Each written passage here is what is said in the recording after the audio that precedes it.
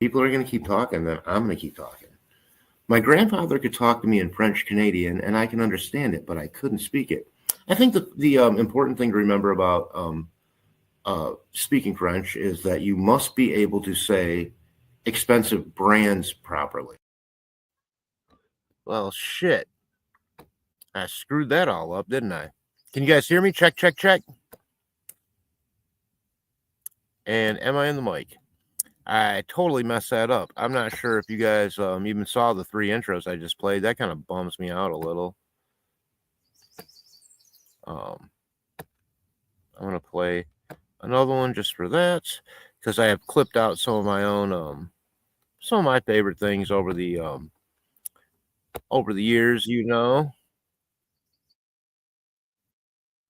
Like Derek's Only Theory Ever. Hang on a second, guys. I'm sorry. I had this all set up and then I screwed it up.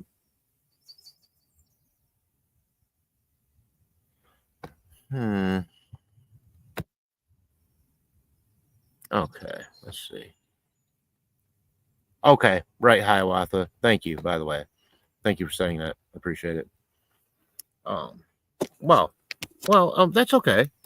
I'm not going to consider that a loss. But I'll play. I was just going through, and I mean, it makes a little more sense to do, I suppose. Here we go.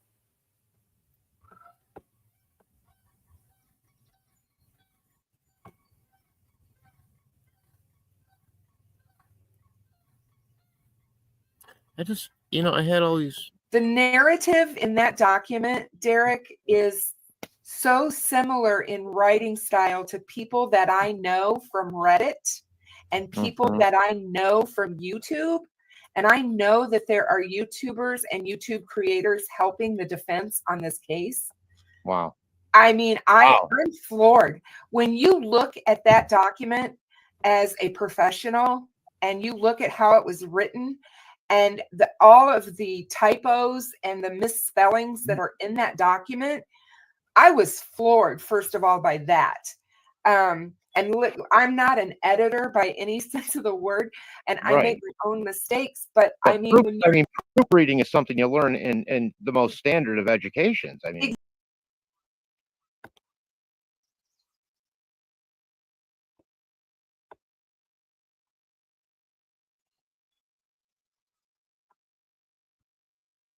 I've always needed a creative outlet. I've never had one. I feel like this comes more naturally than anything else I've tried. So I'm going to stick with it.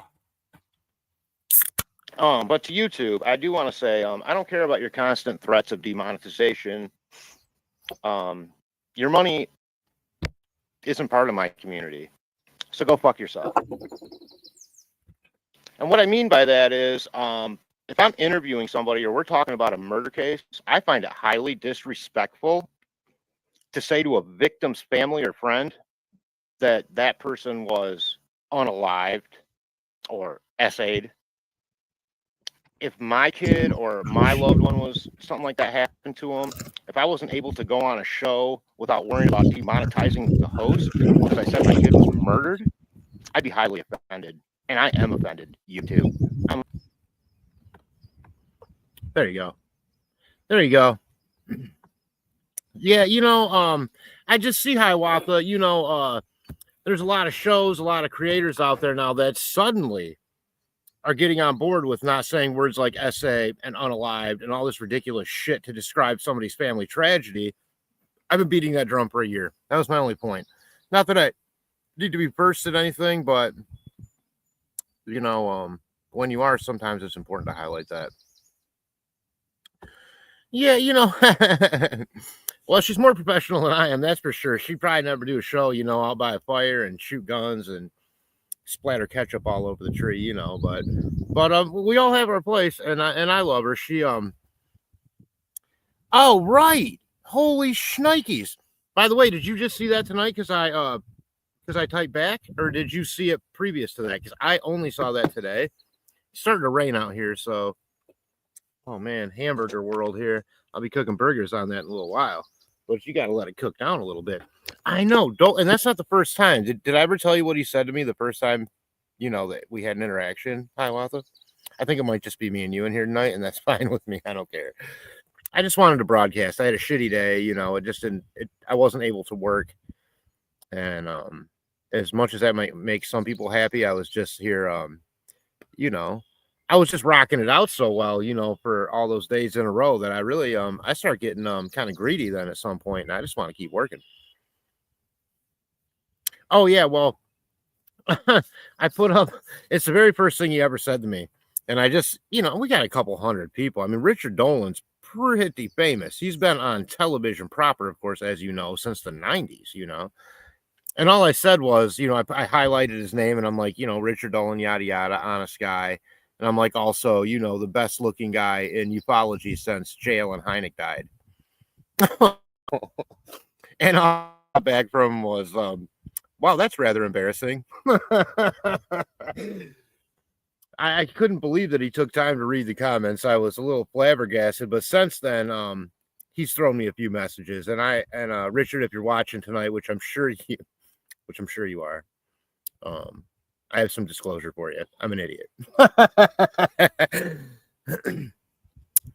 So but anytime you get, and then I don't know if you know who, she just happened to watch one of my, I don't know, how cool is that, dude? I mean, really, the guy's got like 1 million subscribers. Does he do that with everybody? I mean, what personal, what a great sense of humor. What a great guy. What a way to take something instead of just blowing it off or even bothering to read it and then respond. I'm so glad I didn't say something like in the negative, because I guess even if I don't like something that someone's creating or doing, I don't want to feel as if I'm hindering or hurting them in any way. I just don't play that. I mean, we're not, I'm sure he doesn't make shit doing this. He probably makes okay money when he used to go on TV shows and all that crap, but and cable TV and all that's out. I don't know if you make money at that anymore. It ain't like the days when Friends and Seinfeld were on, and each actor's getting over $1 million an episode. And I don't think that money's there anymore in network television or in any of these fractured, cable networks. So who knows? I don't know. I don't see the books. I mean, I know there's got to be less and less and less humans and people watching these things as things like this and YouTube and Patreon and podcasting and all this sort of really more interesting, in my opinion. And I'm not putting myself in the more interesting category. I'm saying yeah, I know, Hiawatha. I know, that's what I'm saying. The fact that he would take the time to read through the bajillion comments he must get on every. I mean, he has thousands of comments. I get like 17 comments, and I'm like jumping for joy that there was involvement, But yeah. Oh, Christina Gomez. And do you know Christina Gomez? I mean, I know her, but you ever see her show? It's just called Christina Gomez. C-R, no H. Christina Gomez. I really like her show. She's a really hardworking person, and she just wants to get in her RV and go around the country and do UFO stories, and I kind of dig that. But she works like 3 jobs. She works like a Jamaican. Like 3 jobs and nonstop, and she just happened to watch my mom's video that was only that 3-minute. By the way, for anybody that was kind of confused by that whole mom video thing, that's not the interview. That's just like that was like I was just kind of developing a baseline with my mom so that we were on. I didn't want to put it. I mean, I had no idea I was going to go there and do that day. It was just kind of like, you know what? I'm here. Let's knock out this account of the UFO. It was on my feed. Yes, Hiawatha. Absolutely. It was on my community post page. She read my page. Yeah. So did Christina Gomez, and she watched my mom's video, and she's like, that's so sweet. And I'm just like, wow. For having 215 or 16 subscribers or 17 or 18 or whatever. I mean, I didn't know that even happened. I mean, I do get a lot of views on my shorts now, honestly. For some reason, between the driving and the shooting. I might have to incorporate something else soon. I'm getting sick of those. But, it was indeed on my feed, not his. He wasn't responding. Oh, Oh, Hiawatha. Well, I mean, because of the channel, I just highlighted his channel. And so he was able then to probably go into his YouTube studio. And that's when I'm always catching up with comments is I'll go into studio and there's a section for listeners and comment section, and it lists out in time of fashion who you haven't seen as far as comments or who you haven't responded to. You can set it up with different parameters. I just have ones I haven't seen, and I was again shocked. Am I marked? No, I go on to the, like with Christina. I mean, I've been in her live chat. I made her laugh out loud on her show one day. I remember I put in chat that in an effort to get back to the earth, I wanted to be known as Sandy Loam. And she thought that was just hilarious for some reason and like broke out laughing in the middle of her show. She does a show with Jimmy Church, of course, a big fan of Jimmy Church. I find him to be a sweetheart, an honest guy, in my opinion. Maybe my sense is off. But I think one thing we do hear about, web sleuthing and what we do, web sleuthing is, I think, Hiawatha, you would admit that sometimes we have a bit of a sixth sense about people and about their heart and who they are, whether we know them in person or just listen to them over and over and over again. Like working with somebody. You don't know them at home, but if you see them 5 days a week for 8 hours a day, you get a sense of how this person reacts in all kinds of situations, and whether they're full of themselves or, whatever the case may be. Yeah, Church has definitely earned it, man. I mean, this guy had real radio shows, and he's a little arrogant, but you could say if you want, but there's plenty of times I see him just responding to regular folks in the chat. I really think he likes that one-on-one. And also, I mean, I'm going to move in a little closer to the mic only because I know it's a little windy. It was because he said one time, hey, no matter what happens during a broadcast, you still go on with the broadcast. If your guest doesn't show up, if equipment isn't working, then fire up some smoke signals and do your damn broadcast and make it your own regardless of who's on. And so that was really great advice from a professional broadcaster.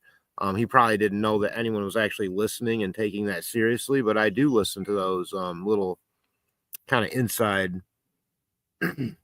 excuse me, kind of inside tips or whatever you will. It's important to me.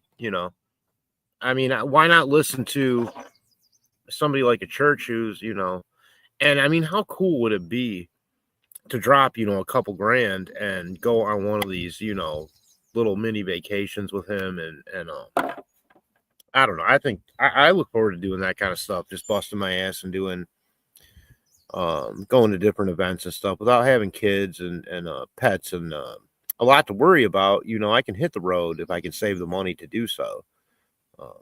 I just got a little fumbled up today with my phone bill, but that'll be straightened out by tomorrow. Yeah, he calls them something too. I'll come up with it here.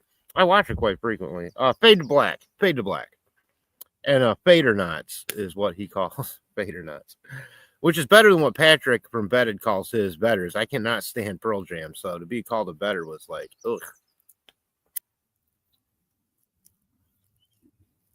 That was the kind of shit we made fun of when I was, that stuff came out. Like, that was like your radio play stuff that got popular after the real bands made it, I was always more into that raw, unpopular scene, I guess. Not to be cool, because I found the music more accessible. I mean, you could go see a show for $5, $4, $3 back then. Bring your own beer sometimes if you were underage. It was fun, And they tried harder. Yeah, I would too. I mean, I got to get a little coin. I mean, that was my intention. I was going to go to one in California and drive out there after I sold my place. But, after I bought everything I needed, and I mean, I'll be honest with you, I've spent money loosely in the past, on shit I didn't need to. But I really tried to just buy things I needed for my living, situation and paying people back and that. And then the money was just gone, It just doesn't last. Hey, what's up, Al? Good to see you. I'm doing good. I hope you're doing good. No bad news here, that's for sure. We're still breathing. That's all that matters. Yeah, but I saw some of your comments too, Hiawatha, and I sure do appreciate some of the shit you say. Especially, it's always, I mean, I've only heard this probably 1 or 2 times in my life, that someone might think that I would make a halfway decent writer, which to me is like an echelon or two above amateur broadcaster on YouTube. But I don't think so. I think maybe for short, oh, they're terrible, Al. I mean, they're terrible. I'm still that one was a hole there. I think one got me there. No lime yet, but they've got me a couple times out here. So yeah, the ticks are just atrocious this year. They must be. I mean, I found them crawling on my steering wheel in my car. And after you being a city boy for so long, the ticks, back in the old days, they had that spray that they the hippies got banned, because it killed all the bird eggs. I can't remember what the fuck it was, but it actually killed there were no bed bugs around, there were no head lice. No one heard of that stuff when I was a kid. Whatever this chemical that got banned was, I mean, it had wiped all that out, but no, not DEET. I mean, DEET's a deterrent, but what I'm talking about is it kills them, and it's been thoroughly outlawed. DEET hasn't been outlawed. What I'm talking about was some, they banned it together and got it banned, and I'm sure it is probably just a terrible chemical for, I've been hosing around me with this ortho shit, but I'll be honest with you, I'd rather take a chance on chemical ingestion or even feeling guilty about killing a bunch of innocent bugs. I just cannot live with the thought of ticks sucking on me every night. It's not cool, man. And so I've been hosing. I don't like spiders at all. I mean, you guys see, like, like maybe I didn't pick the right environment if you don't love spiders. You know what I'm saying? Like, I think everything's a black widow or a brown recluse, Like, is that is that a little yellow hourglass?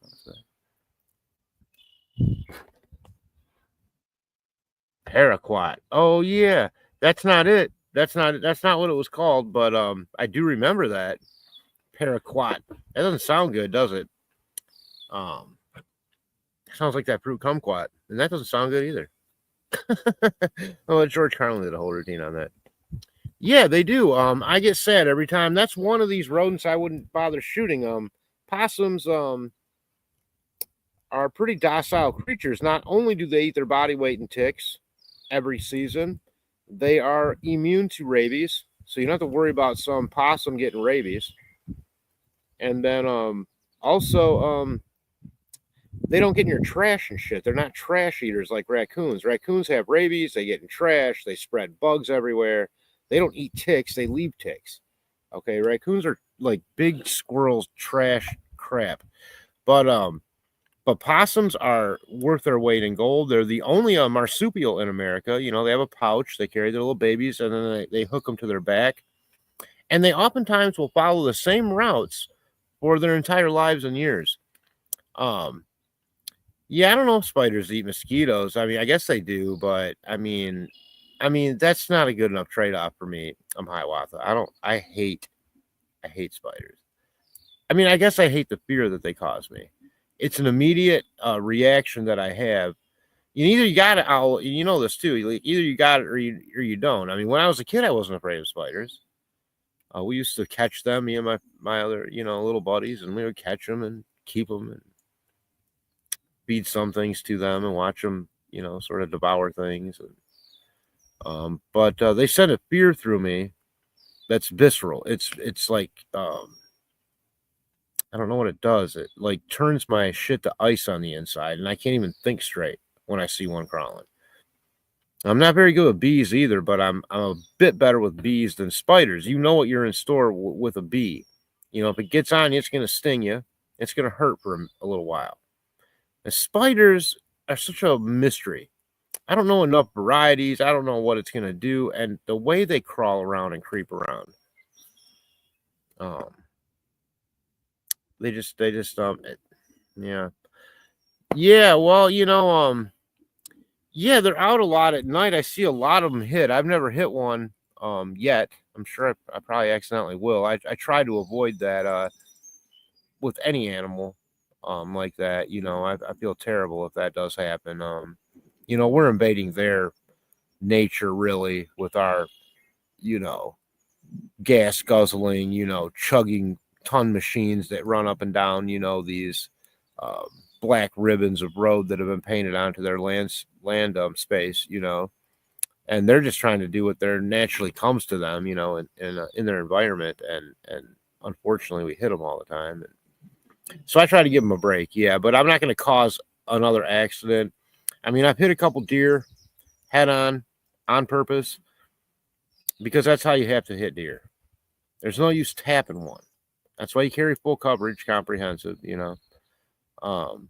and when you start swerving to miss deer, that's on these narrow roads out here. And these roads are narrow, and they're like this, and narrow and around curves. And you start swerving to miss deer at a rate of 45, 55 miles an hour, especially with any kind of weather going on. You're just asking to turn into just a long flaming I've seen it before too many times. I'll just drive through the deer and hope that I save somebody from getting Lyme disease from it. Yeah, I think I could deal with that. You know what? I think I could deal with those more than a house spider. They have a little home with a little lid. They're basically not out to it's probably depending on the type, to bite humans anyways.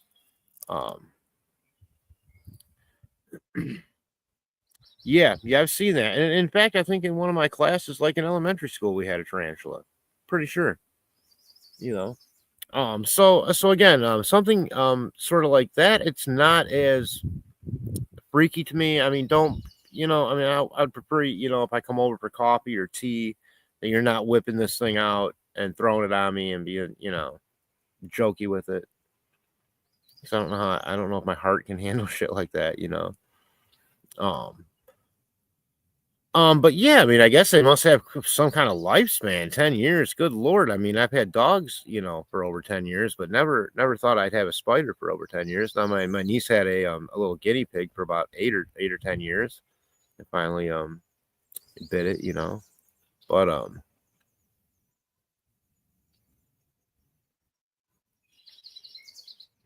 oh yeah, treat a possum. You do, really? I love them. It's the one varmint out here that I find to be both useful and non-threatening. Like I said, they don't have ticks. I mean, they don't have ticks. They don't have rabies. And they're not typically, they'll take the same path home. And so they like cat food, like hard cat food and hard dog food. I would leave them little treats in the city. On Jefferson Street, I had an older one that would come and just kind of, go do its thing. They're not like rats to me. Like, I don't like rats. If I've ever seen like a rat, like there's a big difference. Like people go, yeah, I got mice or whatever. I know what rats are all about. And I'm like, no, you're not understanding what I'm saying. When you see a rat, it's like seeing a bald eagle. There's no question what you're seeing. Okay. Now you can see a turkey vulture and go, well, is that a turkey vulture? Is it some other kind of golden eagle? There's a little variance there. It's a big ass bird. But if you see a bald eagle or a rat from a distance, quickly, out of the corner of your eye, you will know what it is. You can't say the same thing about a coon or a possum, in my opinion, or a cat. But rats, they slunker down in a certain way, like they got a broken back almost. And they got that bald ass long tail that drags on the ground. Bald tail. Watch out for that thing with bald tail. Me, I got a big bush tonight, for the show. Oh yeah, you seen one owl on the prowl? I've seen them several times canoeing on the Osable River here in Michigan, where I would used to do a every year I would go overnight with friends, 1 or 2 nights on the river. That's camping there. When you camp out on a river, and you're not even driving in to where you're going, and you're getting to it from the edge of the water exclusively. That's camping. I like that. I like that. And, and I'm scared of spiders. Yet I'm willing to put up with the spiders because I love the camping so much, overnight on the river. But yeah, that's where I saw my bald eagles. I mean, they're massive. And then to see one take off in flight, even when I was in Alaska, I never saw a bald eagle. It was here in Michigan. And conversely, I've never seen a bear here in Michigan, although we do have them. And they're getting a lot more populous. Now, this is going to become an issue because bears can appear to be cute sometimes if they're full. And I saw plenty of bear up in Alaska. Never a grizzly bear, but plenty of black bear. And not little black bears, big black bears. And little cubs and mama watching them from the wood line. You don't mess with shit like that, man. Eagle Creek. Oh, that's cool. I might have saw one like that. We have a place in Kalamazoo County called just the Nature Center. So they used to nurse. In fact, as a kid, if even in the city, every city kid, if they found like a injured animal, injured bird, or even an injured possum, would force their parent to put it into a box with straw and drive it out to the nature center and drop it off to see if they could fix it up. I don't know if they take in wild animals like that anymore, or if just Dan Doolin, being the super awesome conservation officer as he is fixing up all the wings of the broken birds in the country. God knows he's not doing his job otherwise.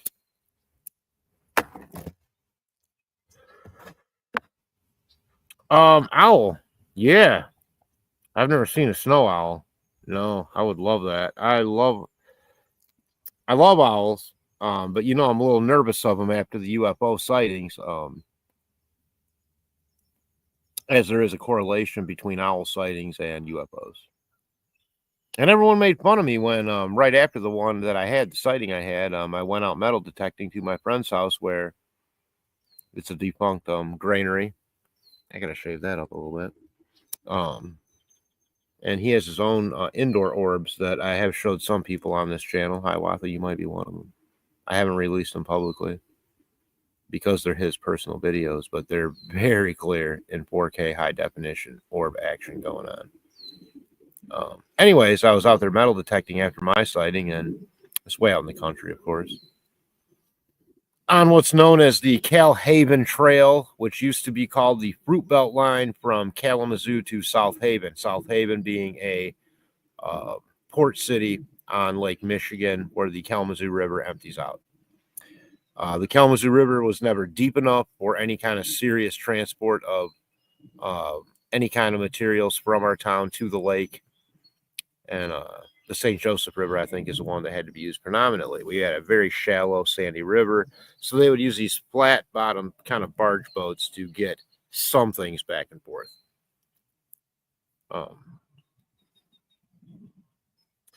Yeah, I feel like I've heard that, but I never saw the owl. And, going to Alaska, I mean, I heard a lot of shit. I slept, we camped out every night driving up there. I drove the entire way. It was my car. The other two people didn't have licenses, I was picky about that shit. And we camped out every night because I didn't want to drive at night through a bunch of territory like British Columbia and the Yukon and weird mountains and stuff. I don't like drive. One, I want to enjoy it and see it. To me, the drive was the best part of the trip to Alaska, and camping out every night. It was what made it so memorable. Was a new roadside campground every night up there in the Yukon. That's roadside camping. It's not dangerous. I mean, it's just like anywhere else. They have wood. In Canada, the nice thing is the way it was then was it was a law. The campsite, if it was a public campsite, had to supply your firewood because of the emerald ash borer, which is a invasive bug that killed all the ash trees. And there were other invasive bugs too. And they did not want you bringing any cut wood between provinces in Canada. So as a result, and the compromise was, you get free wood at your campsite. That was cool.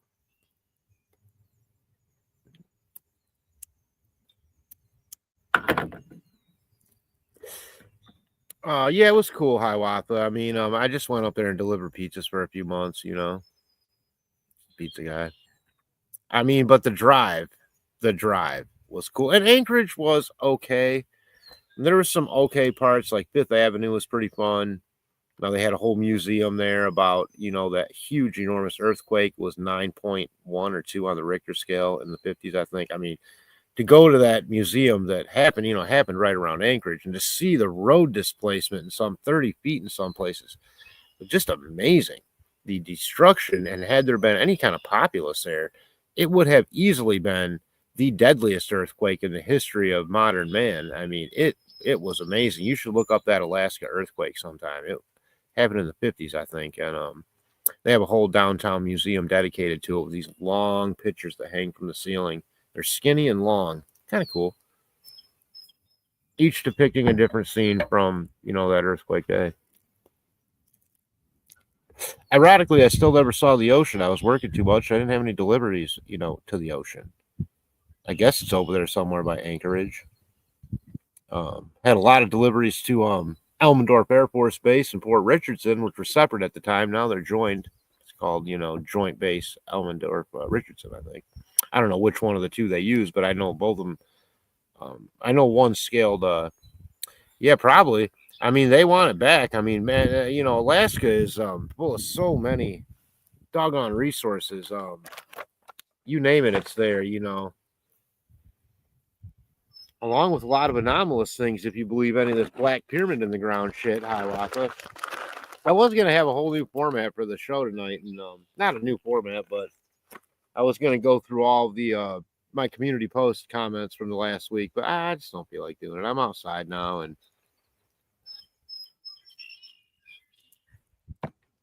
oh, right. Well, no, you don't. They don't make any noise.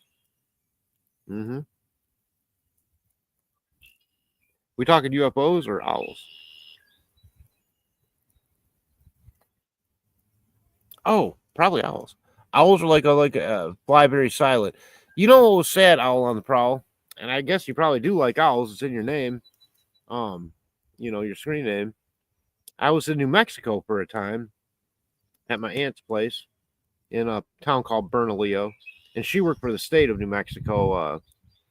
Oh, she would fix up fences and literally mend fences and great roads on the Indian reservations, and plow any snow that fell, and would hang under bridges and spray paint rusty spots, and I mean all kind of weird shit for the state of New Mexico.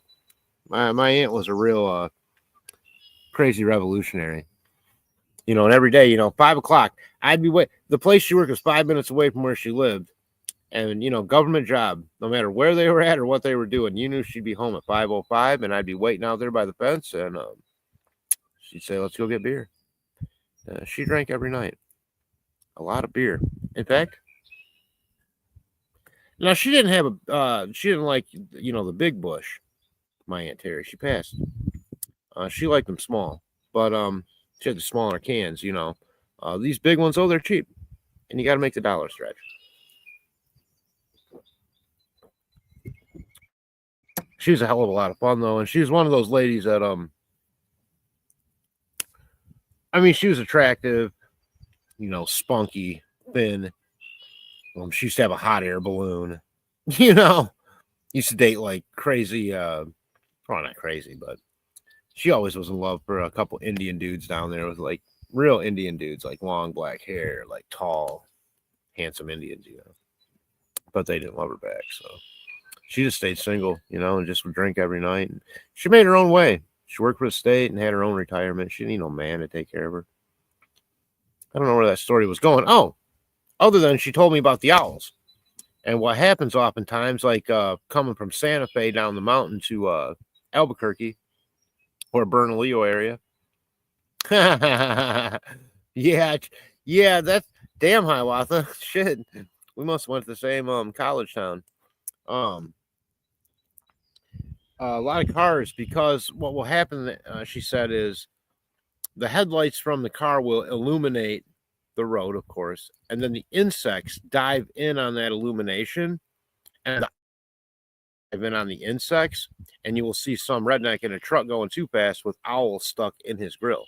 A whole owl. It's very sad. It's really fucking sad, actually. And I guess a lot of them die that way because they're diving at those bugs that are, coming in on the bright headlights coming down the mountain. It's just one of those things that I don't know if there's any avoiding it. I don't know if you're going 25 if that matters if you hit. Hammy Poo from Kalamazoo. I got a name tag with that on it. You do, really? Direct to you from Kalamazoo. Well, it's a town with a funny name. Certainly has a lot of... Shut up, Kurt Mungle. Certainly has a lot of interesting history. This new show that I'm trying to piece together with Justin's Bass and Beaks cover, my friend. Probably just call him Justin. But that's his channel anyways. That was pretty fun the other night, I thought, when he was he was modding in here, that's who I'll be doing that show with. But yeah, it's got a lot of history. We're going to talk about a lot of that.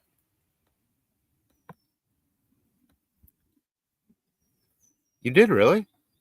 No shit. Western? Interesting. Maybe it ran into my sister. Sister X. That was her name. Yeah, well, it's one of those towns, too, Even if you don't go to college, being equidistant between Detroit and Chicago, it's got a lot of infamous stops over the years. And played a big part on in the automotive industry, of course. Checker Motors. Anyone remembers what an old taxi cab used to look like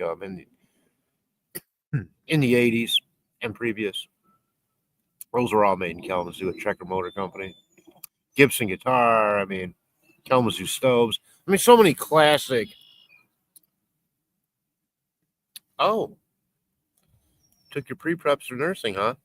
You went to the school of nursing? Yeah, that was on Oakland Drive. Probably set in amongst a ton of beautiful oak trees on quite a lovely little campus. A one-story 60s, probably 50s or 60s style brick. Very simple building. Am I right? Entrances of both the far north and east ends. Although when delivering, that building no longer exists, by the way. They have a whole new school of nursing and stuff, but yeah. Oh yeah. Well, I've been delivering in this town a long time. You're only a little bit older than me, but that building was there for probably until 10, 15 years ago. The School of Nursing. In fact, that's right up by the Montague House on Western's campus. Notable family, large home. Western just sort of owns it, and I don't know what they do with it. It just sits there. Looks good. For the state hospital, of course. You were right next to the state hospital, the insane asylum. There are tunnels all under there that go all the way out to Asylum Lake from that Oakland Drive location. As a matter of fact, I walk it to this day. A lot of them, I guess, are broken in the middle or something. But Kalamazoo, unlike a lot of towns, of course, had their own model for the mentally unfit, and that included them working their balls off on farms. And they had cottages on all the farms, and they would farm. They raised all their own food. They made their own clothes. They kept them active, is what I'm saying. Very active. They didn't have to shoot them full of Thorazine because they were tired at the end of the day and just went to sleep like big old babies.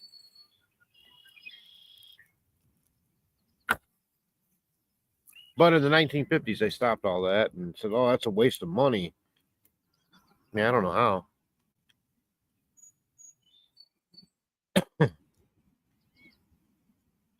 Yeah.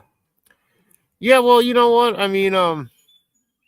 I gotta think the Kalamazoo in the 80s is pretty hip, but if you weren't into like the music scene and I guess I don't really know.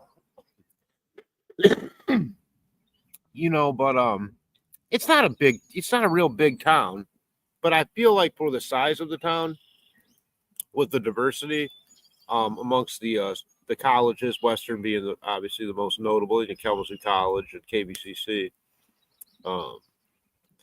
That and then with the big money families that are from around there, that a lot of communities just quite frankly don't have. You know, people go to college for free now in Kalamazoo. Every kid goes to college for free in Kalamazoo. Fully paid 4-year ride, books, housing, everything, food, you name it, all paid for in state. Now it's not even Kalamazoo. The kids from Kalamazoo can go anywhere in the state if they're accepted to a public university. Kalamazoo pays for it. No tax burden. All privately funded.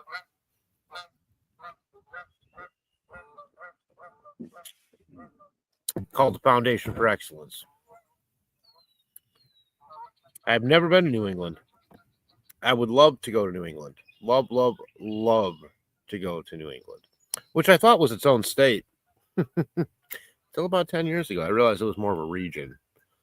You know, it's that New England Patriots thing kind of threw me off. I said, "Fuck is New England?" No, I've never been to New England. I would love to go to New England. Yeah, and I would love to metal detect up there. I mean, clearly, if there's anywhere in this country that would be prime to detect as far as history goes, American history goes, you know, most of those states over there, in fact, before we had United States, copper pennies state to state. And to find those as a set from the original 13 colonies, and some of the really early ones you just wouldn't even probably find in Michigan. Maybe they found like the very first copper penny. I think it was called like a constellation or something, and it has like this really swoopy design on the outside. It's like 1787 or something. It was made for 1 year. You know, they're worth like a shit ton of money. If Justin, of course, knows everything about coins, being my metal detecting guru, but he would know exactly what he would be able to just list it off. Dude's an encyclopedia of knowledge. So no, I never have. I've been, I really haven't been that far. I mean, I've been a little bit down south, you know. That's never really been my forte. I don't like heat and humidity, you know. I've been to Alaska. I lived in Colorado for 4 years. I've never been to California. I've never seen the West Coast. Well, besides, well, no, that wasn't the coast. So I came down through Washington on my way back from Alaska, but I didn't come down on the coast. I came down mid-state, so that doesn't even count. I've never seen the West Coast except for Anchorage, and I don't remember seeing it. I was working the whole time, and I don't remember what it looks like. I just had to get right to work, you know. And apparently where I was delivering wasn't by there. I took over a delivery job for a guy that was just put under the witness protection program in Alaska. That's a true story. It was a gangland killing. It was a kid. He was actually younger. I was 22, I think, when I went to Alaska. He must have been about 18, 19, and had witnessed a gangland killing. He was in a gang himself. Well, Anchorage is a pretty tough town.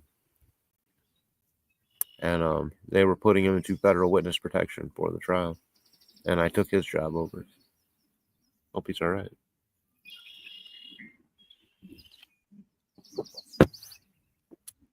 That's true. You guys had a lot of crazy stories. Now, I always thought I had this most boring life, you know. But I started talking about these. At least there was some kind of circle of craziness around me, you know. I never got caught up in anything weird like that, though. Well, you do that. I'm probably not going to broadcast too long. I feel kind of whooped, man. I don't know if you guys can tell just in my demeanor. I'm just kind of like, meh. Not that I love doing this. I mean, don't get me wrong. This is great. But it's almost burger time, you know. I'm just going to have the one big beer tonight. I bought 2, but there's no reason why I can't save one for another night. I don't have to drink both. And I'm gonna hope I can get some sleep tonight. I mean, it's been rough lately. This shoulder just it just won't let up. But that's not stopping me from working at all. But It's just like constant, you know.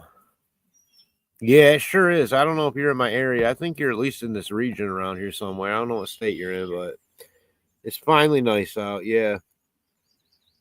Yeah, you can probably just feel that by watching the video right now. I mean, it just has that vibe, you know. It's probably about 68 degrees right now, I would guess. Vermont is where I would like to go. That's where that's where my favorite metal detecting show guy is at. Brad from Green Mountain Metal Detecting. He's just getting over Lyme disease. But I would love to see Vermont and both Vermont and Maine, Hiawatha. That would be so awesome. Gosh. Yeah, that's one place I've seen Florida, but never on the coast.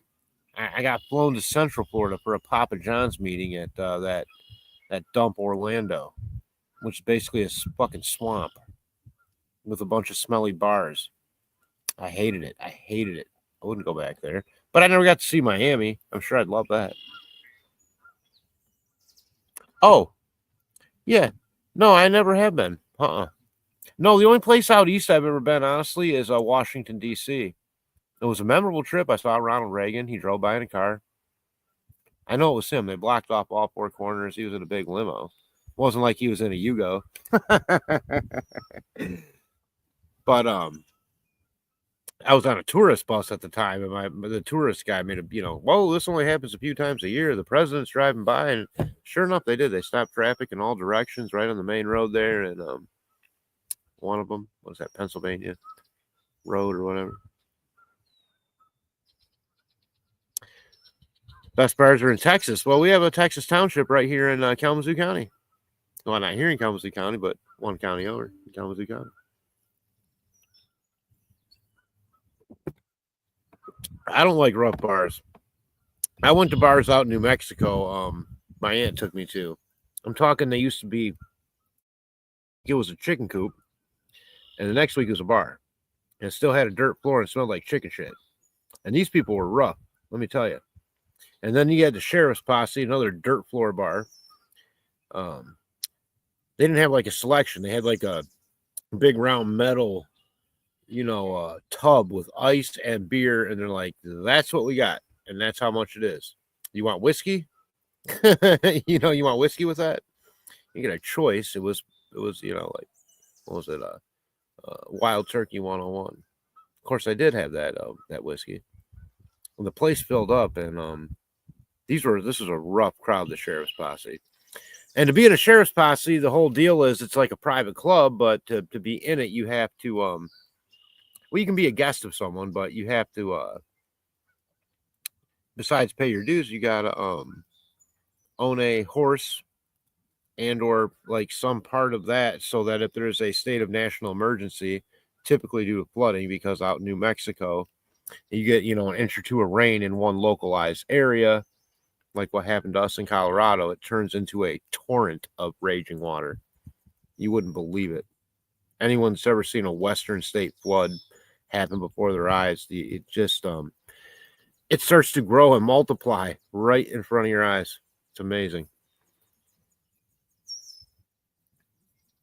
Oh, yeah, you've been here though, right? I mean, everyone's been to Michigan. I mean, it's got to be probably like I said, this is going to be a resort bill around here. I can tell there's got to be at least 100, and I'm not exaggerating, in this, this area, this say 30-mile radius of all these lakes I'm living around. See, the only thing I remember from that is that horrible song that got made because of that, and that made me regret that whole shipwreck happening in the first place. But that's on my list of most hated songs of all time. It's too damn long. That and the one, they drove their Chevy to the levee. You can put those two together on that boat and sink it without the people, just the song. Yeah, Gordon Heavyfoot.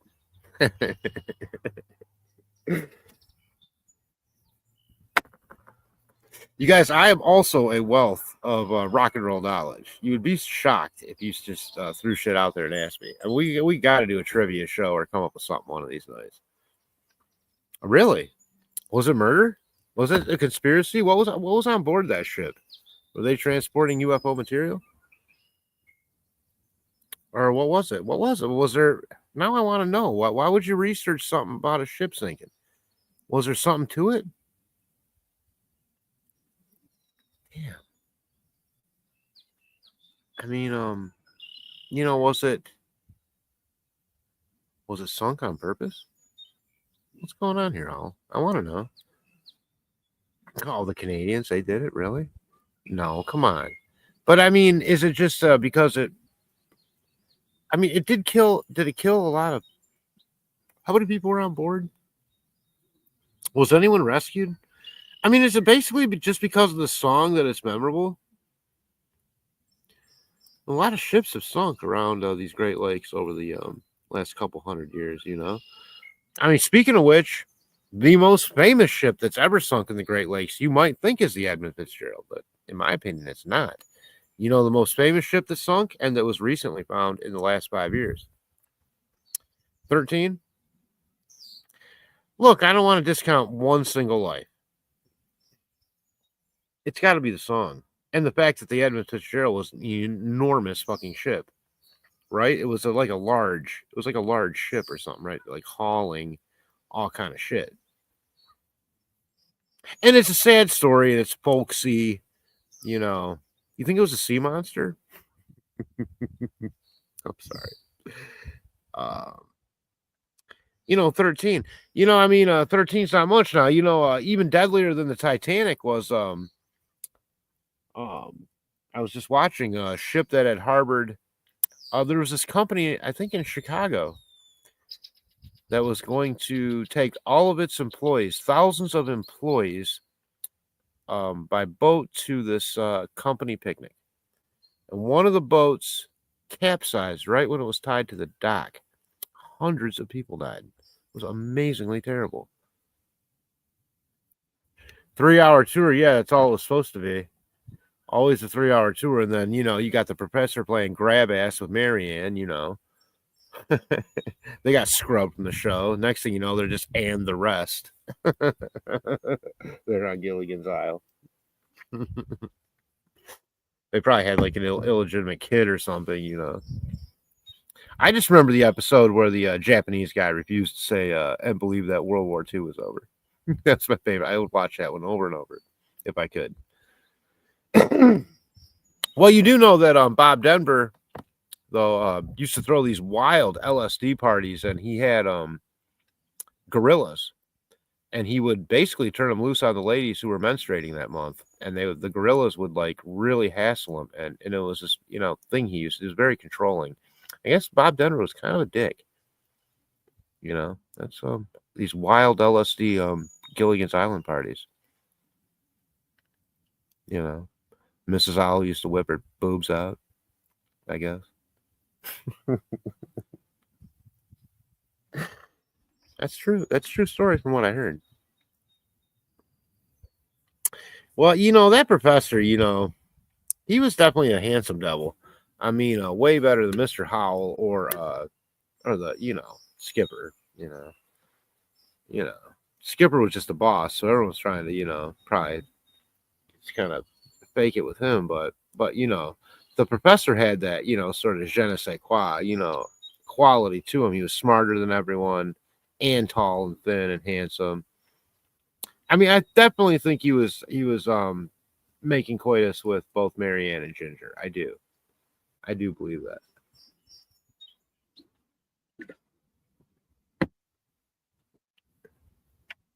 But yeah, I love the the Japanese guy, Well, it's not over.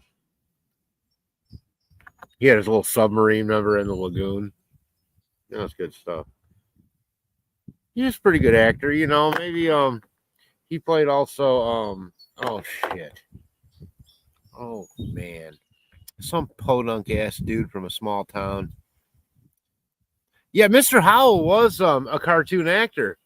A cartoon character, you're right. He was Jesus. Well, besides, they were all probably at different times guest stars on season 4 of Scooby-Doo, along with Phyllis Diller. The Harlem Globetrotters, which were also a guest on the Gilligan's Island, ironically. But I do remember Mr. Howell as a cartoon character. Shit, Mr. Squibbly or something? I don't remember. But yeah, absolutely remember. I could see his it's kind of his eyes were always kind of in these like old man face, Oh, that was a good cartoon. I used to love that one. The cartoon I love, but I only saw it like when I was a kid. I never even saw reruns. It was something called Animal Olympics. Everybody remember Animal Olympics? I just like the format of it. Like it would have a screen, and then like around the whole screen, it would be displaying these sort of other characters and actions. Kind of like you guys remember that weird Christian show that used to be on Saturday mornings before the cartoon started? Like it had like Davy and Goliath, and it had weird little cartoons like that dog or something like that. Underdog, have no fear. Underdog is here. Is that the same show or a different? That might have been different. Oh no, that. Oh my God. I am getting confused. That had the two mean Russian people. Mr. Magoo, right? He was Mr. Magoo. He was a good actor. I think. Of course, so the skipper Hal Linden was his name. Remember? Yeah, Underdog. Have no fear. Underdog is here. And then you had the two Russians, they ended up making some kind of like live action. Natasha and Boris. Fuck. Hey, Rocky. Oh, it's Rocky and Bullwinkle. Hey, Rocky, watch me pull a bit of liquor out of my hat. I love that. I love that show. Oh, Mr. Peabody. That's the dog. Remember Mr. Peabody? And it would have all the scroll. Remember, like the little scroll thing would happen, and it had like that kind of like ballerina or whatever music. Like the scroll would illuminate along the side. I don't know if anyone's even remembering. Well, I've been dating myself for years. I can't find a date. Mr. Peabody, yeah.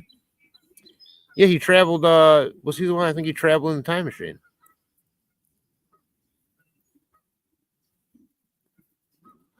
Yeah, Mr. Peabody. Thanks, Hiawatha. I love it too. That phone must have about 1.5% now. You're gonna run right out of battery. Loving it, and I love it. I love it if you run out of battery.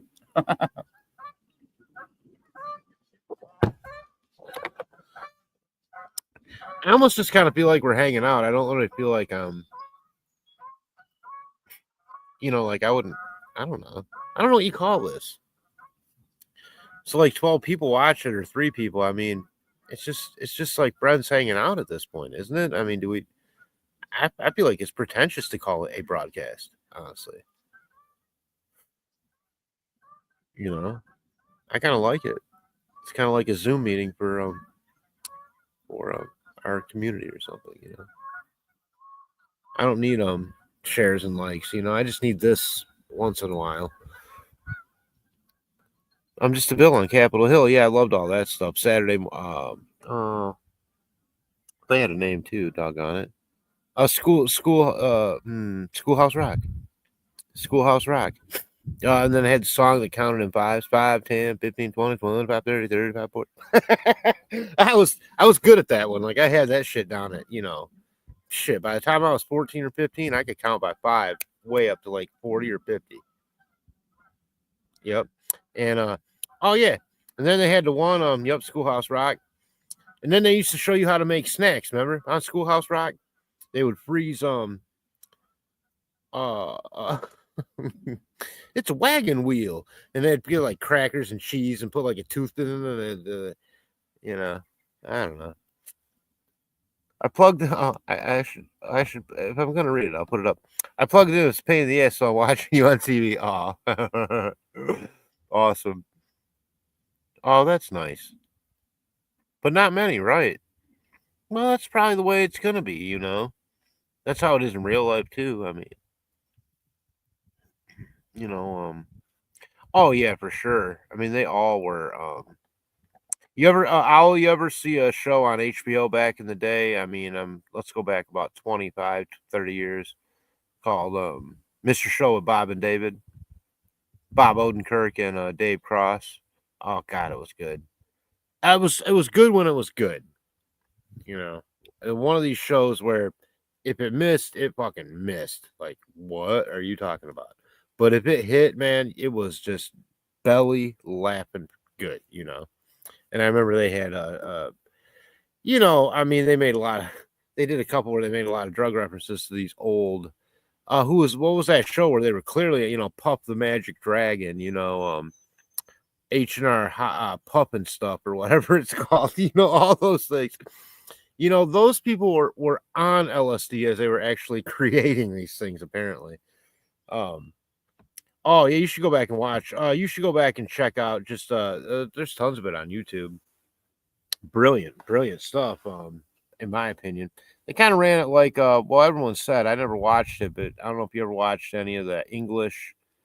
What was that show, you know, from England? Everyone loved, all my cool friends liked it. Monty Python. I never got it, honestly. I liked Benny Hill. I even liked the show with the old people that lived you know, in the old folks' home. Well, in what the British would call an old folks' home, which would be a really old house with like candles on the wall and like descending stairs from the 1700s, like a retirement home, like Sunny Acres or some shit like that, you know. Yeah, I never got into Monty Python. But anyways, it's Bob and David. They kind of would compare it sometimes to that, in that one skit just sort of leads into the other, and you don't know where one breaks and one starts, and so it'd be like they'll sort of, it's like ending on one note, and boom, it's a whole new show. But really weird format, and they did it live, I believe. So, my picture quality looks like shit. Do I sound okay? I mean, or am I breaking up or anything? I don't know. Yeah, Monty Python. That was a big deal, though. I mean, I just watched not too long ago a Fish Called Wanda that had the one guy from. I noticed the guys from Monty Python, individually, were in some pretty great things afterwards. Also, oh, good.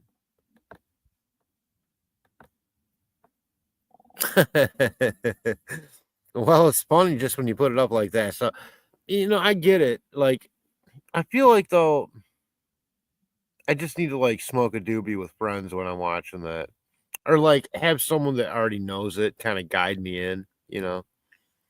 Yeah, Fish Call Wanda. Yeah, I really like that movie, man.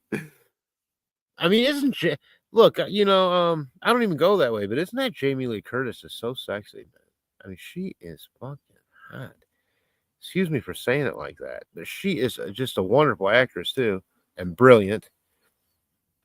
But there's something about her look, that Jamie Lee Curtis, that really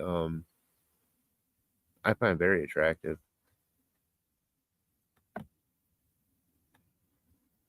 You know. Wait, what? Ow, how dare you? Reminds me of the Howard Stern Miss Butterface contest. That was good stuff. No, I disagree. I love her face. Oh, that's a classic. Holy shit. Eddie Murphy is a blind, you know, legless man on a piece of wood with wheels. Fuck, you can't beat that. You cannot beat that. Those, I don't care what anyone says. I don't want to sound like one of these old guys. You know, my shit was way better, or ladies for that matter. I don't want to sound like a dated person. Yeah, thank you, High Wasn't. She's fucking smoking. I mean, my God, she's still gorgeous, and she's like 80, and she's beautiful. But we in the 80s, especially the early 80s, in my opinion. You talk about movies like now Fish Called Wanda was a little bit later, but movies like Trading Places, like any of those John Hughes movies, you know, The Breakfast Club. I mean, you name them, Pretty in Pink, blah blah blah. how fucking great were these movies? I mean, they were fun not just for the whole family. They would give you uncomfortable moments amongst your family members. They would, I don't know, maybe I'm making too much of it, but there's not that smart Ivan Reitman type Animal House writing anymore. And people go, oh, it's about a bunch of drunk college kids shitting, you know. No, it's not. It's so much more brilliant than that, all that stuff, in my opinion. Um, in my opinion. Now, maybe everyone always said that. So when we were kids, older folks would say, like, oh my God, you know, that Perry Mason really could act, and there's nothing like that these days. Or, whoa, I really miss, you know, the way they used to have like the Music Man and the Sound of Music. Okay, what I'm saying is for realistic times, okay, the 80s, the early 80s, movies came together for kids and young adults probably better in my opinion, and they really put up. You got E.T., you got Gremlins, you got any of the number of those movies, you got your Star Wars shit. And these all cross over to where the adults could have a good time watching them too. I know this because I'm an adult now, regardless of what you people think of me. I might act like a child, but I am an adult. And I went through my whole phase for years and years of independent film. And, you know, I mean, the people that were with me, I mean, taught me so many great things. Really, Hiawatha? I mean, I knew that dude was gay when I saw him have a, you know, cross-examination. He had a big gay cross-examination. I can just tell. I believe he played also, besides, what show did I just say where he was a lawyer? Perry Mason. Now, correct me, Hiawatha. You're a little bit, and I only say this because I can make a reference onto a show at a particular time. Because I was very young when it came out, so this would put you in the wheelhouse. Oh my God. What the fuck? What just happened? That's called synchronicity. The wheelchair, the detective shows, the brilliance of Ironside. Thank you, Hiawatha. This is how I know I'm with my people. Ironside, exactly what I was talking about, by the way. Something, by the way, which even in rerun, when is the last time you saw an episode of Ironside? I mean, you got to watch The Fall Guy. You got to watch, right, exactly, no shit. Like, whoa, weird. I mean, we're not even talking Beretta here. Ironside is a pretty obscure reference. But, I mean, I know I was talking about Raymond Burr, but I guess that was the guy. I couldn't remember if that was for sure him in Ironside. You know, I'm going to put a little more wood on the, hang on a second. I got to put a little more juice on the grill. Yeah. Well, you know, I like a warm fire.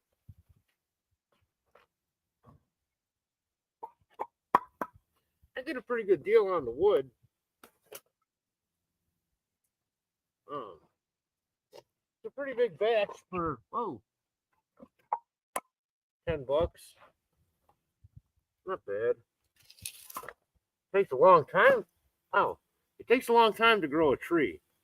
You know, so I feel like if I can get, you know, $10 ain't bad. I mean, shit. Feel kind of bad for the tree, you know, like might be a little undervalued.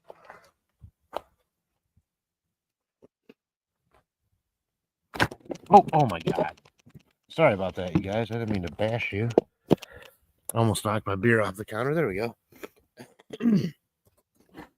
Yeah, that's not lovely. That little bit of phlegm there that you get, you know, from that 40 years of smoking.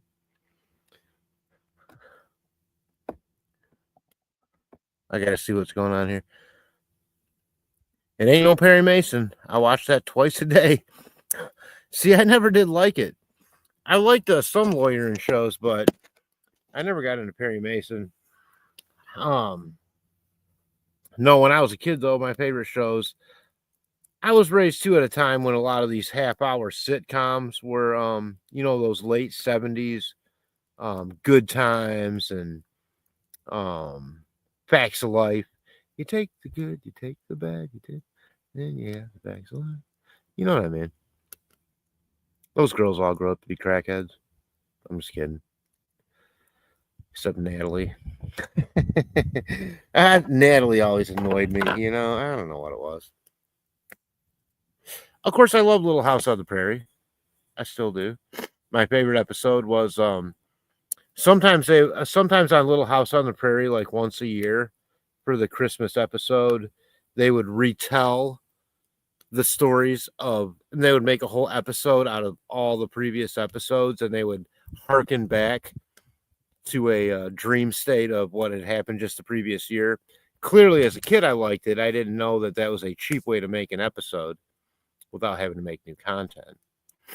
But we won't hold that against Michael Landon. Of course, he passed of pancreatic cancer, I believe, or liver cancer. I don't remember which. Yeah, that's weird too. Like when we were younger, like I'm never gonna watch that old Lawrence Welk shit, and this and that. But then you get older and you end up watching stuff that was like even way previous to. But probably part of that is getting back to I like to get back to the root of influences, like even punk rock, you could listen to something, but it's just something that started in somebody's garage in Texas or wherever at some point, And it's always kind of like you're trying to discover the root of the nexus of where did it explode from, You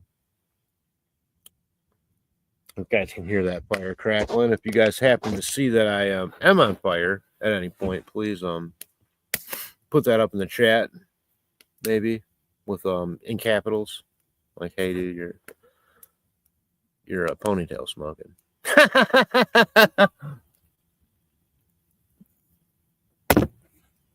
Well,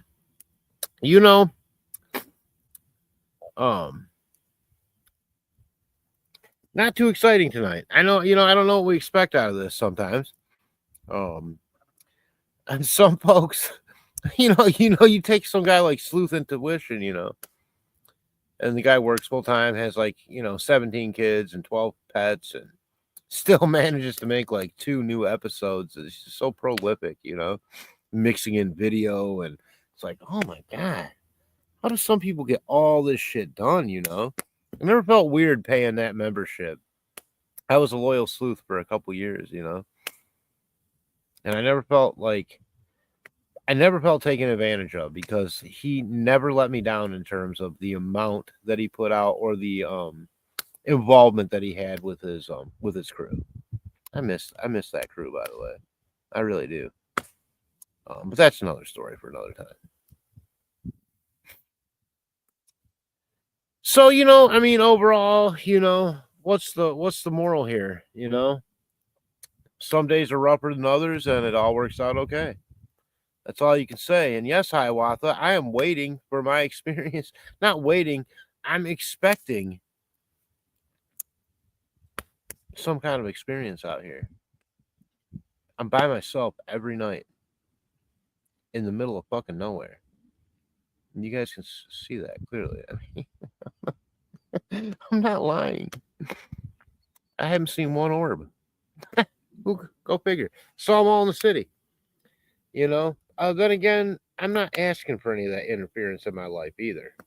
I like to just focus on, being a human and working.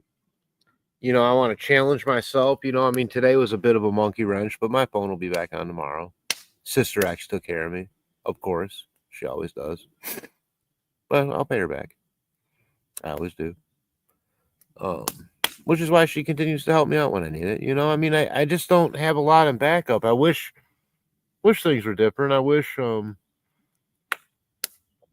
a degree that I had that, money. Yeah, but see, I don't want to do that, on Hiawatha. I don't want to beckon something. I don't want to ask for it, because then if I don't like it, it's my own damn fault. I got nothing to bitch about.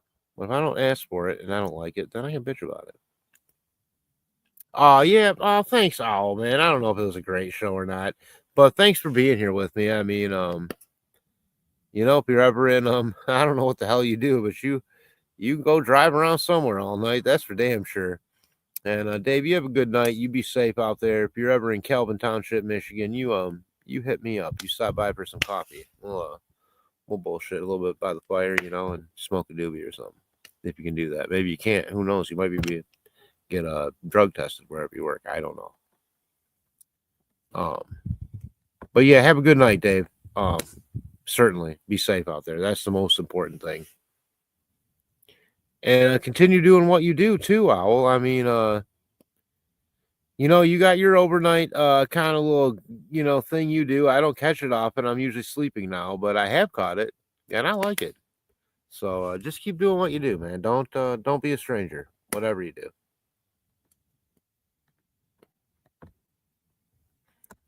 But yeah, Hiawatha, I don't really want it to. If it happens naturally, now at this point, I almost feel like I've asked too much. Like now, if it happens, it's almost because I asked for it. You know how those things work. At what point, are you manifesting versus having? I mean, I really feel as if the first few experiences were completely organic, like completely out of the box. I mean, I'm in the middle of running around working. Actually, every experience is when I was working, besides one. But my biggest ones, and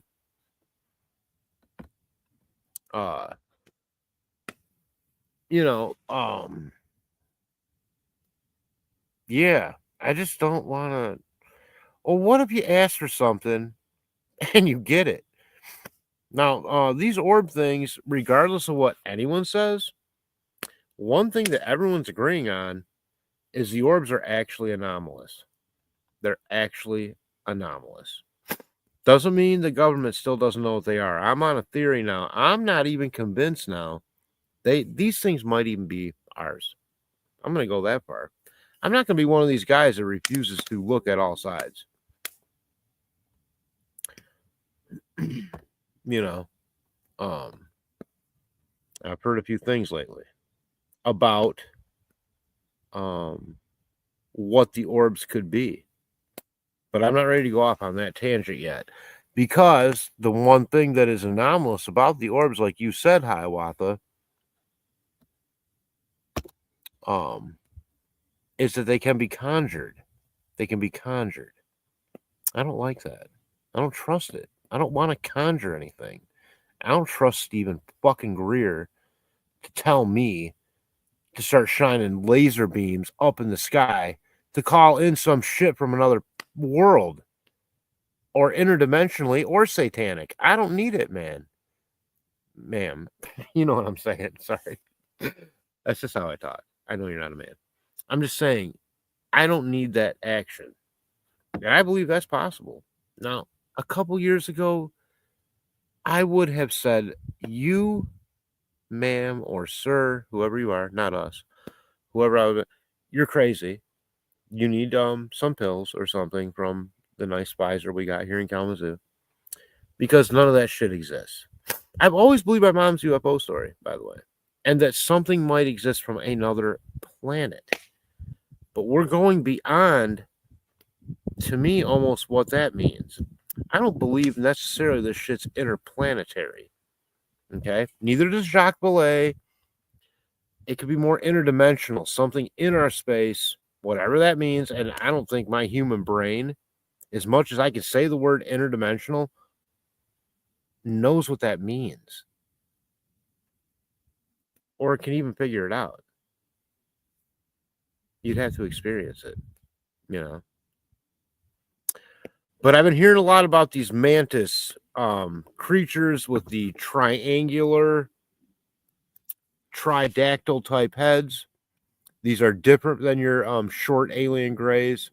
They have big eyes, but they are also large. And if you look at that Las Vegas video that Scott Roeder proved, without a doubt, those images of aliens in the background. And by the way, that's gaining steam 2 years later by actual news sources now as legitimate. And they're saying it as if they just heard it. Kind of like with my oh damn, energy saver just went on. I gotta get a long extension cord. I'm gonna run out of juice any second. But anyways, well, I don't know what they are. Hiawatha, they might be anything like that. That doesn't mean they're good. And I'm not gonna beckon anything I don't know about. That doesn't like help out. I would beckon God because God's supposed to be helpful. And he's like made of love and all that stuff, you see, or that, not saying he is a strong gender term, but he is an entity. But to beckon something weird that I don't know with some laser beams and flashlights and hope for the best, not doing it. I'm not doing it. Yes.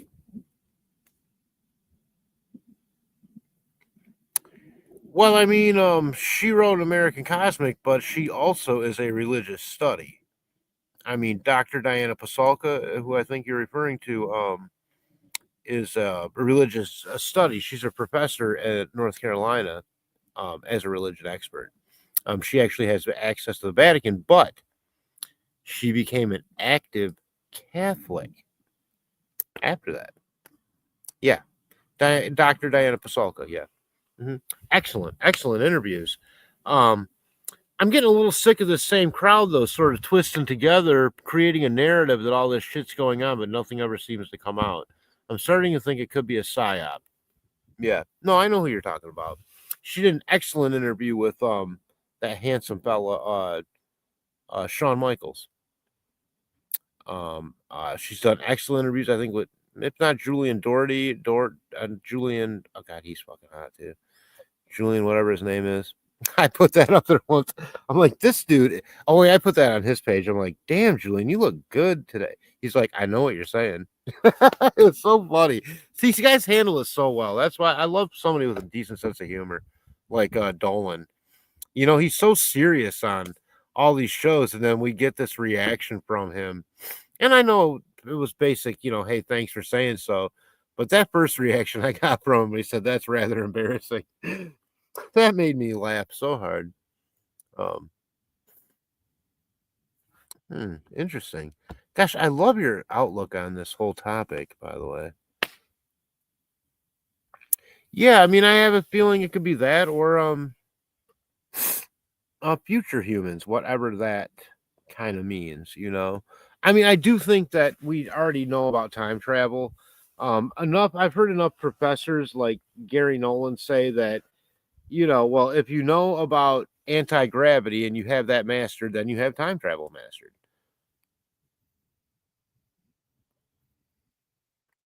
But it isn't. These are interesting times. We're both old enough to know that it's not quite the way it's always been a topical thing. Frick, did I do with my lighter? Oh, ooh, in the grass. I remember watching all those cool, wah wah wah wah 70s shows about Bigfoot and all that. But well, Hiawatha, theoretically, that's kind of what they're saying. And that's what's got me believing in a higher power now, whatever that may be, something greater than me,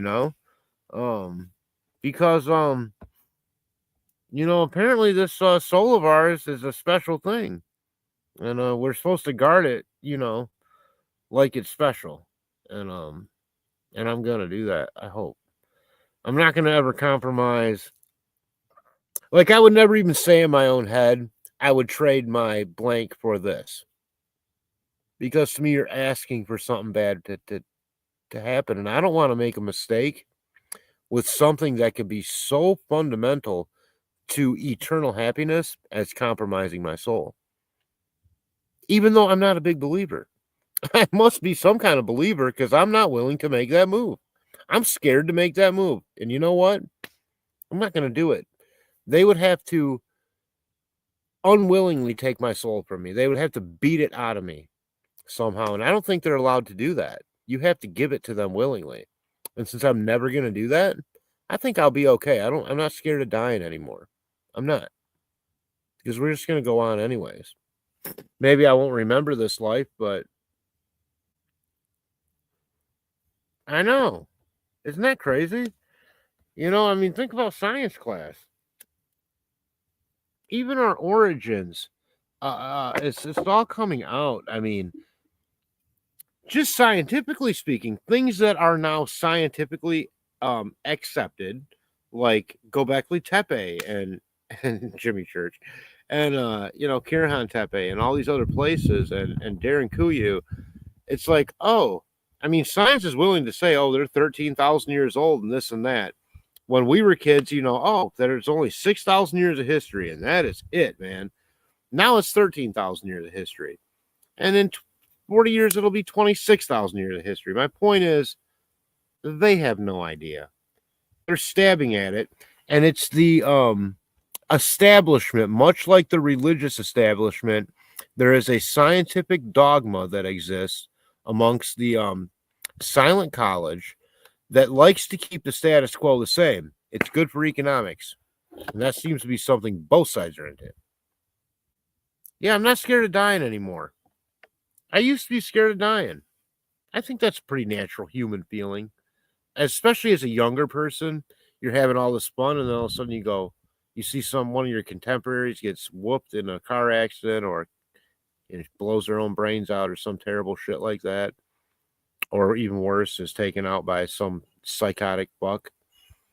Well, that's what they say. I'm not sure of anything anymore. My friend Phil told me that God put dinosaur bones in the earth 5,000 years ago to make man question God. We got into a big fight about that. We're not really friends anymore, and this was 20 years ago. Now I don't know. I'd like to say, you know what, man? You said it like you knew. But to look at you and say I don't know it for sure, I can't say that.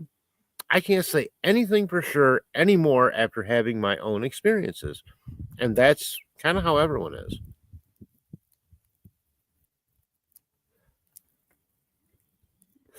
You know, like nobody wants to believe in UFOs, and then they don't believe in them until they do. You know, but something flips a lot of people, I can tell you that. And it's usually their own experiences, seeing something anomalous in the air or in the ocean. And that's a fact. And these things are all coming out, and we have many, many recordings. There's many sensor recordings. Everyone knows about it.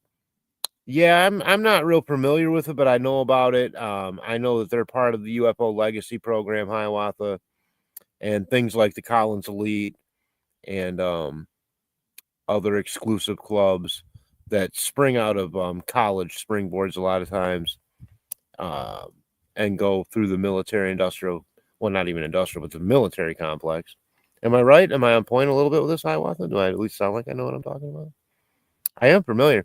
And that's Air Force, right? Is that Air Force? Or is that Navy? There's a couple others too as well, Hiawatha.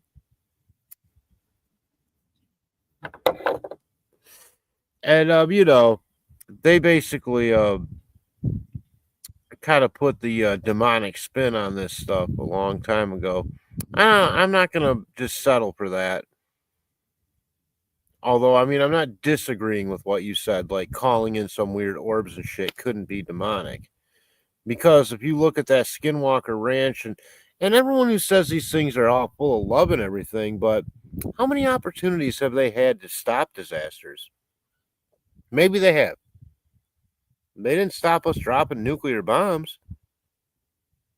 They didn't stop us testing all them bombs. They didn't stop us from testing fucking radiation on black folks just to see what it would do. How good are they? Or are they opportunists here to take, and take? I don't buy it. I don't trust them, and I'm not getting on board with any Lovecraft that glows in the fucking dark. I'll stick with the old-fashioned kind.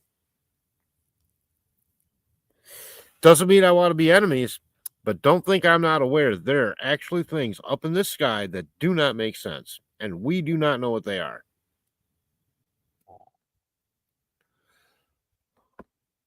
Well, they definitely, I feel, yes.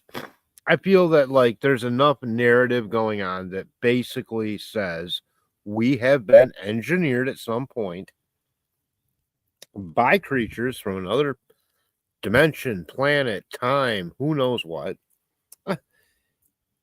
You know, even if they did know, they wouldn't tell us. And by the way, if these loving creatures are so loving, they have the ability to tell us the truth and what they want. And they haven't done it either. They have kept it a secret also and lied. So I don't trust these fucking aliens. Excuse my French. I don't trust them. And I don't trust the people protecting them. None of it. Because if it was all full of light and love and trying to teach us good lessons, well, why not just land and do it? They're playing games. They want something we got. They're running reconnaissance, man. I'm telling you. And they're checking out all our shit.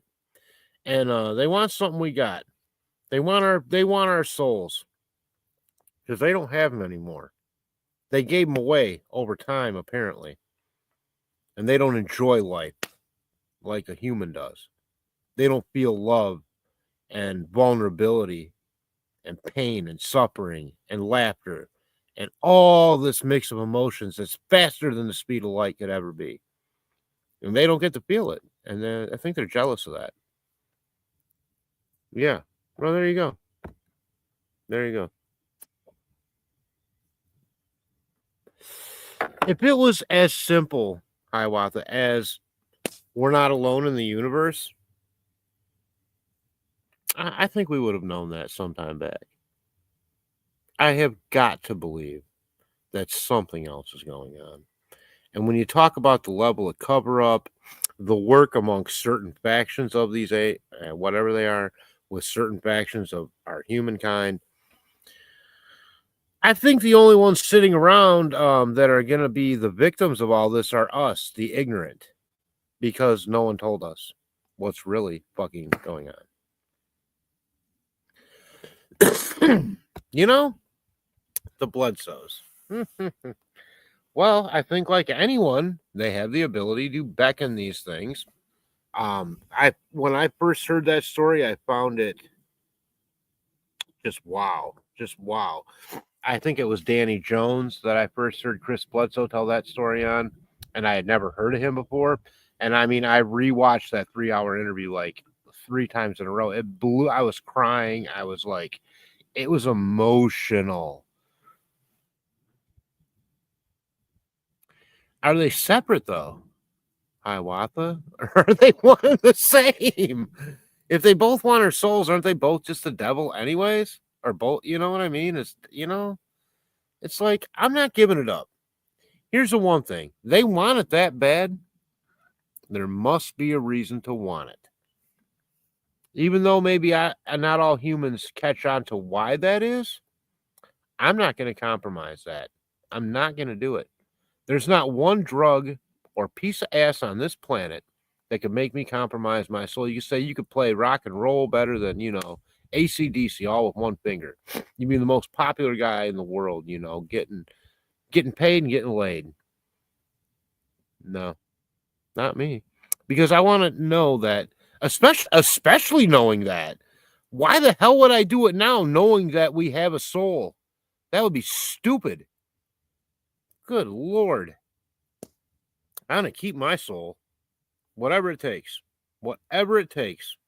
I don't care if I have to work my fingers to the bone and I'm bleeding. It's better than giving up your soul and compromising yourself. I went with a lot of stuff the last few years, not like some poor starving kid I haven't had it as bad as that. I'm not trying to make it sound like that. It's a lot less than what I'm used to, even providing for myself. I've always worked. I've always sort of maintained a standard of living, and Yeah, I don't know. Yeah, that first show I watched, boy, it really affected me, Hiawatha. I ain't gonna lie. And then to see his kids, they seem so damn kind of sweet, actually. Like the kid looked like a little turd, you know, like somebody on Beavis and Butthead. That was the one kid, the Bledsoe said so kid. And then he talks, and he's like the most enlightened, sweet sounding kid like I've ever heard. Like he just doesn't fit how he looks. And that just goes to show you, just because somebody looks a certain way doesn't mean how their personality is.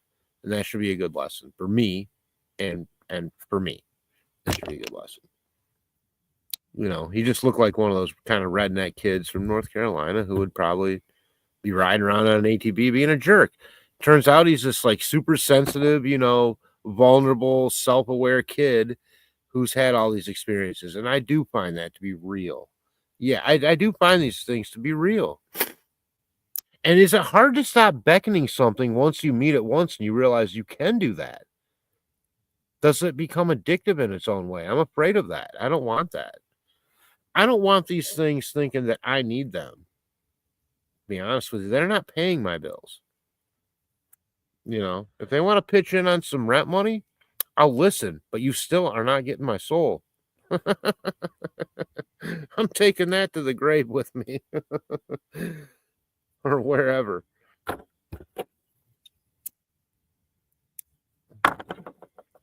And how weird is that? Medieval sounding is that to say you could literally trade in your soul for financial or physical gain.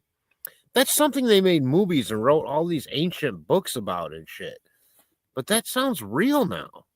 That's what's really weirding me out here, Hiawatha.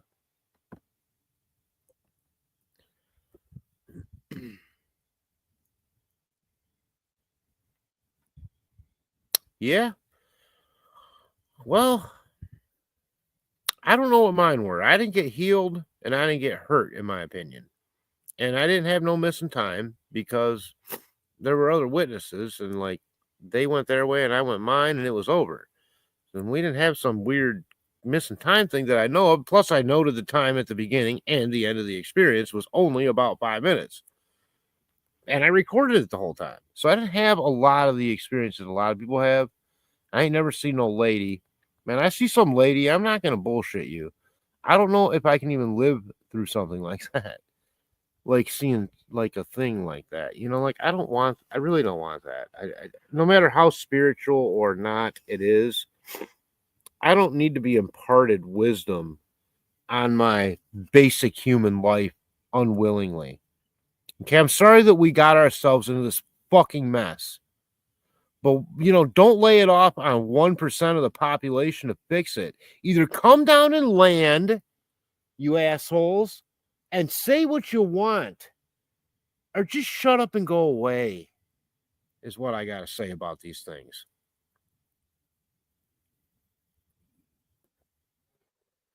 I never would even have thought that before, but unfortunately, God, I think you might be right. That's weird, though. I see, and I feel like I could be an actor. All you got to do is memorize whatever words, and then just say it in your own voice. You're an actor. Poop. Why do you got to sell your soul for that shit? You're already hot. You're sexy. You know. I don't know. You know, maybe I'm glad that wasn't an option younger in life for me. I never ran across the opportunity, thank goodness, to do that. I won't even speak those words out loud, to be honest with you. I'm that superstitious or whatever now to do that, you know. I always just worked hard at the pizza joint, had really good friends, and yeah, well, I didn't have a choice. I mean, they were just there, Hiawatha. Like, I don't know where they came from. I didn't ask for them. And I certainly didn't ask for the weird green triangle I saw with a red light in the middle. I felt that was more of a craft from another planet situation. I didn't feel, but the orbs are different. They are different. I mean, you've seen what I've recorded. I know what my eyes saw. And I know that it morphed into what wanted to be a blinking plane at the end, just like the New Jersey drones. But this didn't make a plane or a helicopter looking thing in between. just an orb and then to a flash, and kind of had a flash pulse on it all of a sudden. Boom, boom, boom. But for the longest time, it was just a roiling basketball until it realized I was recording it, I guess. It didn't show up until I spoke the words. That's how I know I manifested it again. First, me and my customer saw it. Then she says, "Give me my food. I'm hungry." She didn't want to deal with it. She went back inside to eat her food. I was then alone. And in the video, you can hear my voice overlap itself. There's no reason for that. I don't know why it did that. It recorded over. Like, if you listen to the video, it sounds like I'm saying two sentences at once. And also, there's something I've never put online. And that's a 30-second loop of an anomalous sound that I recorded at the same time, unwillingly. I did not hit sound record. And here it is, a 30-second loop making a whoa, whoa, whoa, whoa, whoa. It's making all these weird sounds, and it's on a 30-second loop. I can put it up. I'd have to dig for it, but it's real fucking weird. And quite frankly, I didn't want to put the sound on the internet because to me, it's a sound of one of these things. And maybe it wants people to hear it. Well, I didn't want to fulfill its mission by letting people hear it. And I know that sounds crazy. I hope you don't think I'm nuts. But I mean, we're really having like a one-on-one conversation about this shit now. I mean, it affected me. It affected me. I've lost friends because of this shit. You know, people trying to tell me it was a police drone, what I saw. Man, come on. I'm not stupid. Anyways. Anywho, I really am going to run right out of juice. I'm going to cook a couple burgers. I thank you for even sticking with me. I mean, here we go again. I was going to come on and do a 20-minute, hey, how's it going? You can sure bet if I see anything out here, Hiawatha. Yeah, well, are you sure it was unintentionally would be my one question. Or are they doing it for some military fucking purpose? They don't put 17-mile loops under the ground unless someone's paying trillions of dollars. I'm telling you, that's all government crap. That's military shit. And yes, they do very weird stuff. And yes, that doesn't even make sense, the reason to make one of those things. Thank you. Thank you. I thank you for saying that. I think you probably feel that way too, because you kind of get a sense of who I am. I'm not the UFO guy. I've started doing all this web sleuthing, the Delphi murders, all right? And then I saw Scott Roeder on Truth and Transparency, Lana show, and then he did the Vegas video and analyzed that, and then I sent him mine. And I have that email chain. I know I've said that. I don't just threaten it. I will put that up sometime. You won't care. Yeah, they gotta be. Some kind of DARPA, ARPA, some kind of thing like that. Like that show Lost. Did you like Lost? I loved Lost. Oh, I thought it was great. Me and my Aunt Terry, the one in New Mexico, when I stayed out there a month or two, we had to get home for Lost when it was on. Thursday night, was it? Thursday night? Roeder, R-O-D, sorry. R-O-D-E-R, Scott Roeder. All you got to do is Google him. He's been on CNN. He does mostly murder investigation, crime scene reconstruction. But he does that. He's an expert in video analysis. Like that guy they show on all the old 80s and 90s shows, Jim Delatoso.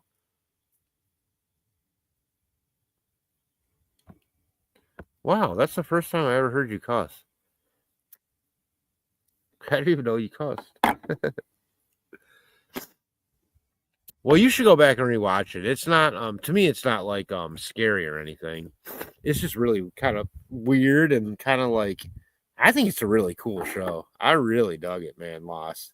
They found this hatch in the woods on this island. It's like, where does this fucking hatch go? It's like locked, And it all like folded into like this whole DARPA activity, only they had another name for it. It was close to DARPA.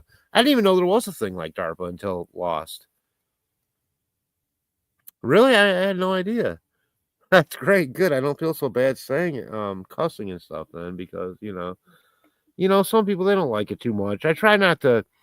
I've watched some creators shows where it's like, literally, it's like F this and F that. And I don't think that comes across well either. I try to limit it, but I do find it to be a good exclamation point, that word, from time to time. And when you put the word mother in front of it and you can say it right, it's totally rock and roll to me, you know, motherfucker.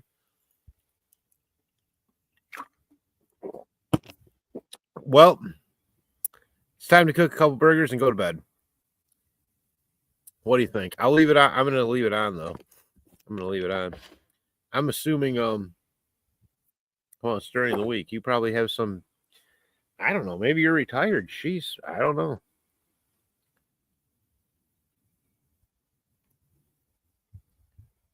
Oh, you did. You're back down to 10% already?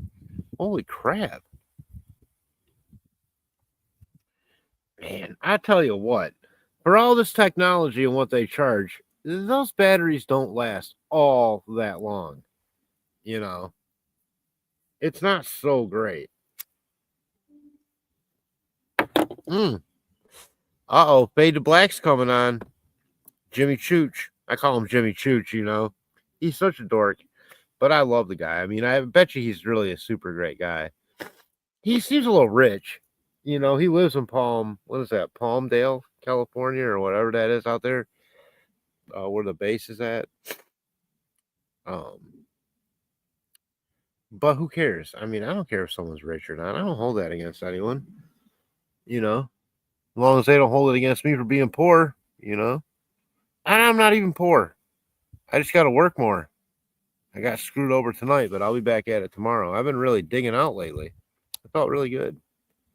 I mean, I've lowered my bills so much that I'm on a springboard and ready to just get some money flowing and do something with it, you know.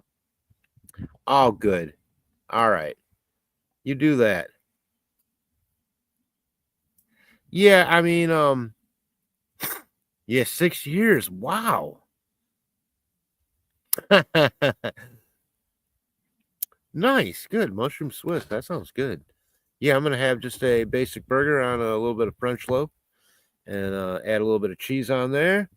Going to have a little bit of, well, my grandma was a Jehovah's Witness. She wouldn't say deviled egg. She would say relished egg, potato salad, and a few bites of popcorn, and I'm off to bed. Hi, Watha.